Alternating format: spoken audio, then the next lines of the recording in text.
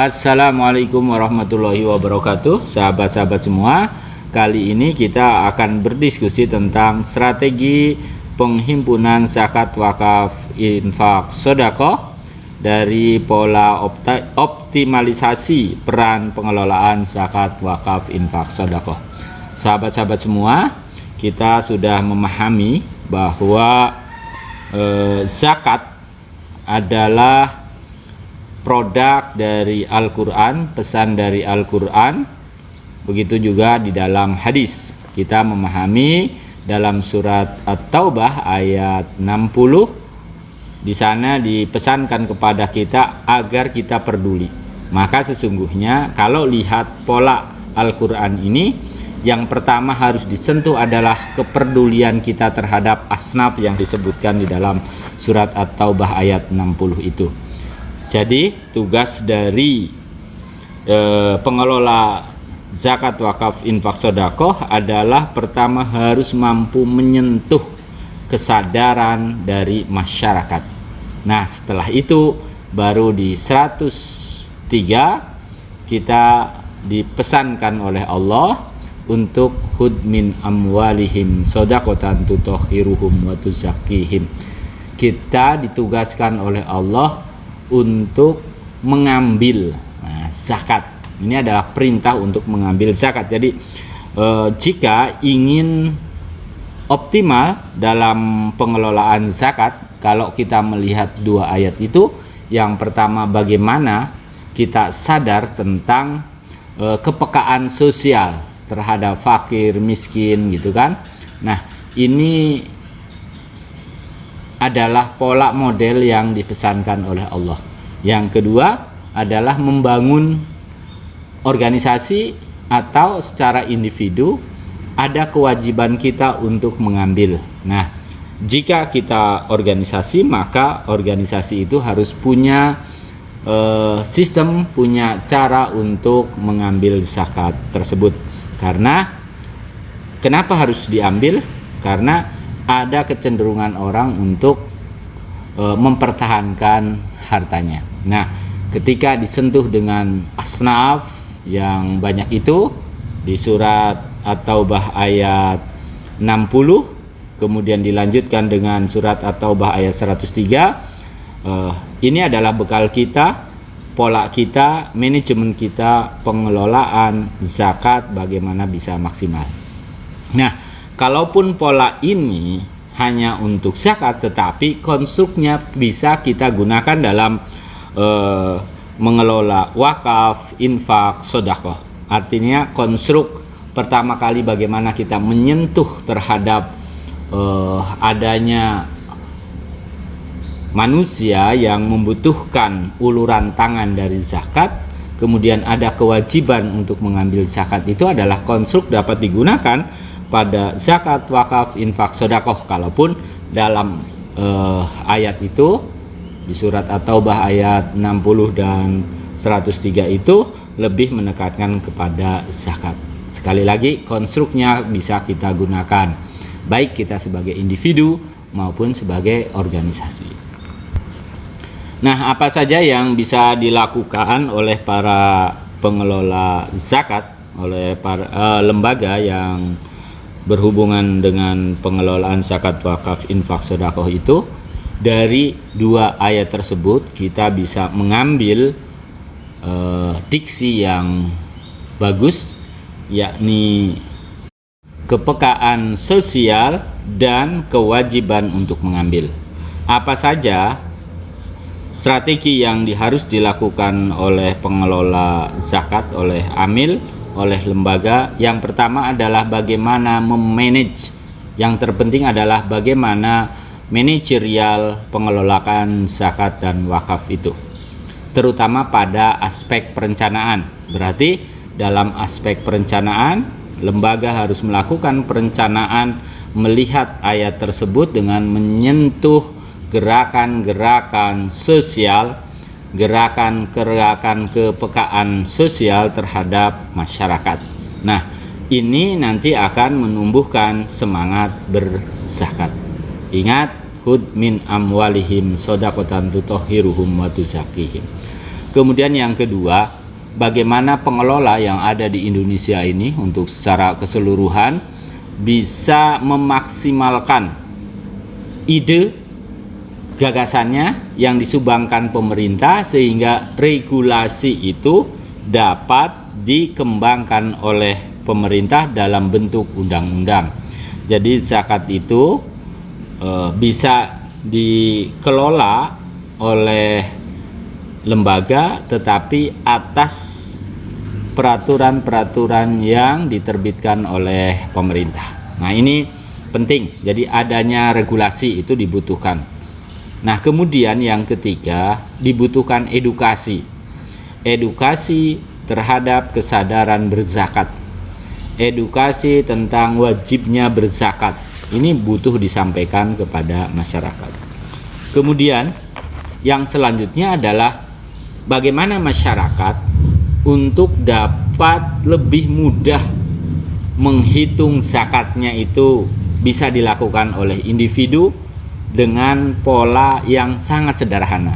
Kita bisa menggunakan pola umpamanya menggunakan 2,5%. 2,5% itu dari pendapatan kotor atau bersih itu langsung dirumuskan secara mudah sehingga masyarakat tidak mengalami kesulitan untuk menghitungnya. Nah, kemudian yang selanjutnya adalah kesadaran akan zakat. Tadi sudah disampaikan jika kita menggunakan surat At-Taubah ayat 60 maka insya Allah kesadaran akan muncul dari masyarakat. Kemudian yang selanjutnya adalah bagaimana membangun kepercayaan. Lembaga harus bisa dipercaya oleh masyarakat bahwa maraknya korupsi di Indonesia jangan sampai menyentuh ke lembaga zakat. Kemudian yang terakhir adalah butuh transparansi yang akuntabel. Jadi transparansi, keterbukaan yang bisa dipertanggungjawabkan. Ini dibutuhkan oleh lembaga dalam rangka untuk membangun strategi penghimpunan zakat, wakaf, infak, sedekah. Nah, konsep ini bisa digunakan juga jika tadi konsep ini pendekatannya adalah untuk zakat, maka wakaf, infak, sedekah juga bisa digunakan di sini. Karena kita sadar bahwa masyarakat sadar betul kok ketika edukasinya sudah sampai ke lingkup masyarakat, kesadaran pun akan muncul. Contohnya adalah zakat fitrah. Hampir semua masyarakat membayar zakat fitrah atas kesadarannya. Makanya kenapa kok untuk zakat mal kita lemah? Bisa jadi karena tanpa perencanaan. Sehingga ketika dihitung itu kok langsung besar. Coba kita buat pola bagaimana kita bisa menabung zakat dengan perakiraan 2,5%. Umpamanya itu ukuran terkecil. Orang boleh menambah di 3%, 4%, tapi jangan kurang dari 2,5%. Ini menarik karena hal ini bisa menjadi pembelajaran bagi masyarakat untuk dapat melaksanakan zakatnya secara baik. Nah, bagaimana dengan wakaf, infak, sedekah? Otomatis ini juga menjadi bagian yang harus diperhatikan oleh para pengurus, terutama mereka yang mengurusi wakaf, infak, sedekah. Jadi hal-hal itu tadi untuk bisa diperhatikan. Nah, kemudian bagaimana model untuk bisa memperbanyak model pengumpulan zakat, wakaf, infak, sedekah? Caranya banyak sekali, antara lain adalah pertama, bagaimana kita bisa membuat software tentang zakat, wakaf, infak, sedekah ini. Jadi software itu dibutuhkan. Terutama saya kira yang paling besar adalah zakat. Jadi software untuk zakat bisa dibuat sehingga bisa kemudian melalui pembelanjaan online kita bisa menitipkan zakat kita lewat online, ya. Kemudian lewat lembaga keuangan, lewat perbankan, kita juga bisa melakukan kerjasama, ya. Kerjasama untuk apa? Kerjasama untuk mengumpulkan zakat kita. Sebagian dari hasil, bagi hasil itu bisa langsung secara otomatis zakat kita disalurkan, itu bisa. Atau kita bekerja sama dengan para pengusaha secara individu. Jadi kita siapkan softwarenya, pengusaha nanti bisa langsung menyalurkan zakatnya, dipotong dari bagi hasil itu atau dari yang mereka tabungkan. Jadi secara otomatis seperti itu bisa. Kemudian lewat pembayaran online juga bisa, lewat pembayaran listrik, lewat pulsa HP, lewat paketan, ya, paketan untuk internet itu juga bisa. Atau kita bekerja sama dengan perusahaan besar juga bisa. Untuk apa? Untuk mereka setelah disantuh kesadarannya akan memberikan zakatnya, kan seperti itu. Kemudian juga dengan memperbanyak lembaga untuk amil zakat, untuk mengelola zakat, untuk sodako, untuk infak dan lain sebagainya, untuk wakaf, sampai ke organisasi terkecil di masyarakat seperti RW, RT gitu kan. Itu akan lebih mempermudah. Atau bahkan ini yang paling terakhir sebenarnya strateginya adalah dengan cara di rumah kita membuat koin-koin sisa-sisa belanja untuk direncanakan oleh kita nanti adalah untuk menghitung zakat kita di belakang, kemudian kita salurkan sehingga kita punya perencanaan dari awal. Tapi yang koin barangkali yang terakhir aja karena itu sangat-sangat tradisional, tapi itu pun bisa, artinya dari yang tradisional sampai yang modern bisa kita lakukan. Selanjutnya adalah bagaimana strategi untuk mengelola zakat ini.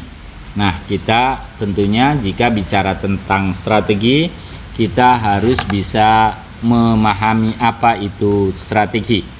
Menurut Hamel dan Prahalat itu menyebutkan bahwa strategi merupakan tindakan yang bersifat inkremental, yakni senantiasa meningkat dan terus-menerus dilakukan berdasarkan sudut pandang tentang apa yang diharapkan oleh para pelanggan di masa depan.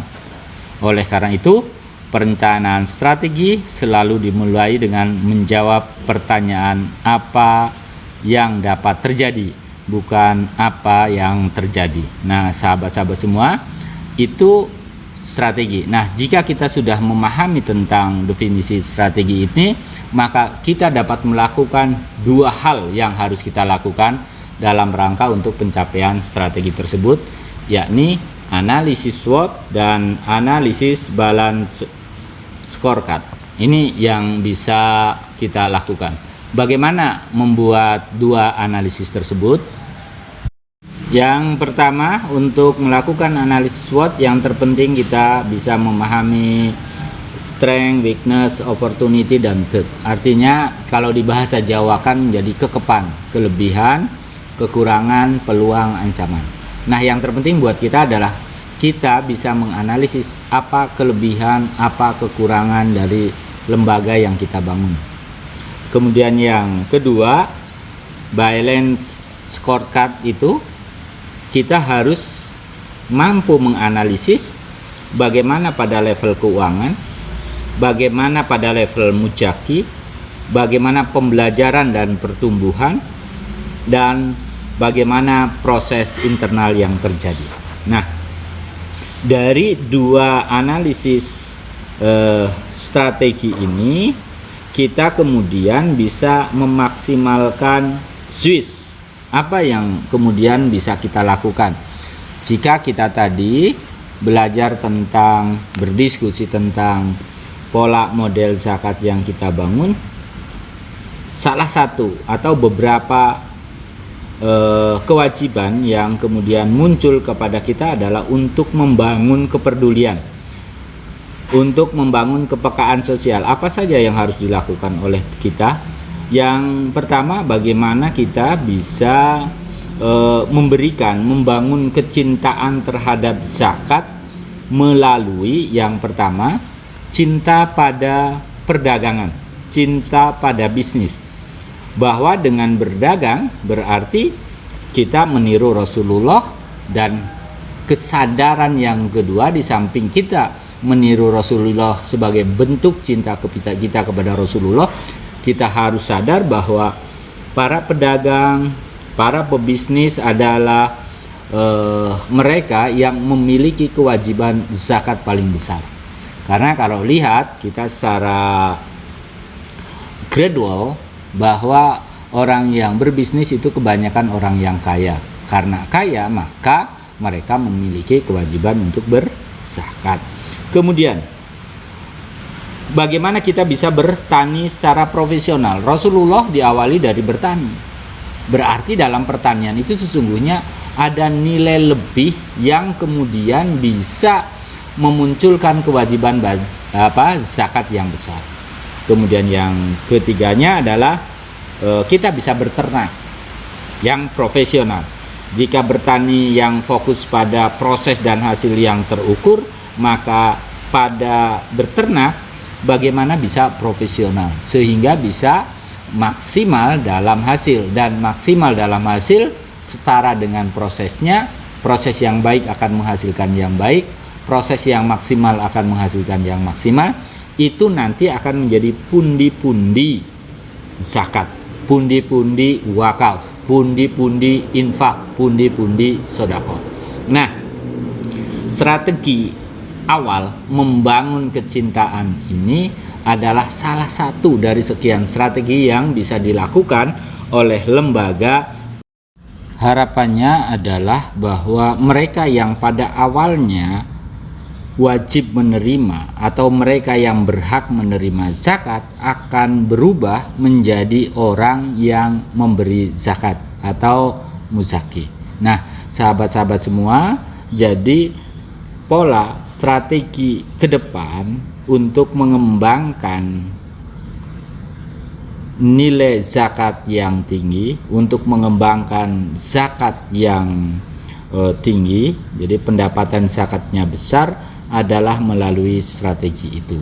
Jadi dengan strategi itu harapannya mereka yang pada awalnya tidak mampu berubah menjadi mampu, dan mereka memiliki kewajiban untuk berzakat.